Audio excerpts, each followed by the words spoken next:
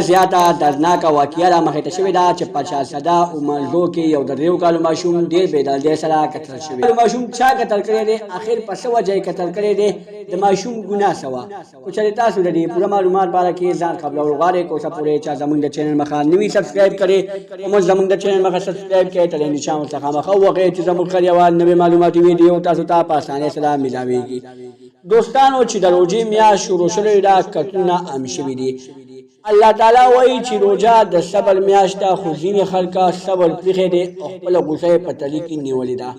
همدغرانګې نن یو بل ماشوم ډېر بېدردۍ سره قتل شوی دی. چا قتل کړی دی؟ په څه وجه یې قتل کړی دی؟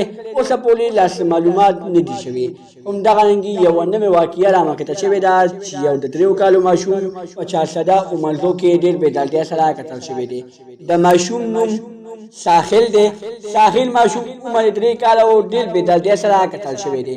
اوسه پورې د ساحل قاتلان نه دي معلوم شوي چې ساحل اخر په کومه طریقه باندې قتل شو او چا قتل کړو. ساحل ډېر بېدردۍ سره قتل شوی دی او بیا یې لاش په پټو کې میلو شوی دی. دوستانو که موږ وګورو چې څومره واقعي مخې ته راغلي دي هغه ټولې د جنسي زیاتي نه بعد راغلي دي.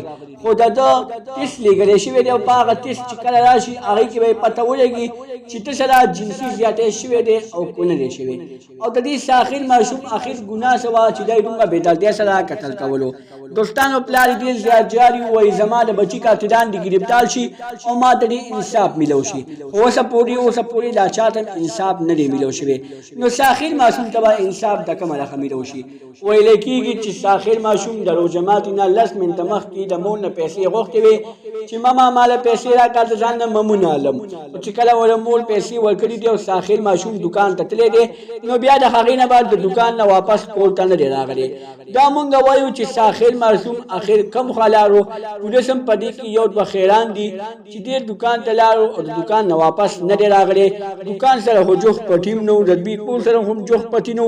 اخر ساحل ماشوم پسو ته چا بوتو او بیا یې ولې دومره بېدردۍ سره قتل کو. دې ماشوم اخر چاته شوی دی. پلار یې ډېر زیات جاري وایي ما ته دې انصاف میلو شي. دوستانو ګورو ساحل ماشوم پلار ته انصاف میلاویږي که نه میلاویږي. دا وه زموږ نننۍ ویډیو. که زموږ دا ویډیو هم خوښه شوي وي زموږ د چینل مخه سبسکرایب کړئ د تلې نشان ورڅخه مخه ووهئ چې زموږ هر یوه نوې معلوماتي ویډیو تاسو ته په اسانۍ سره میلاویږي. والسلام.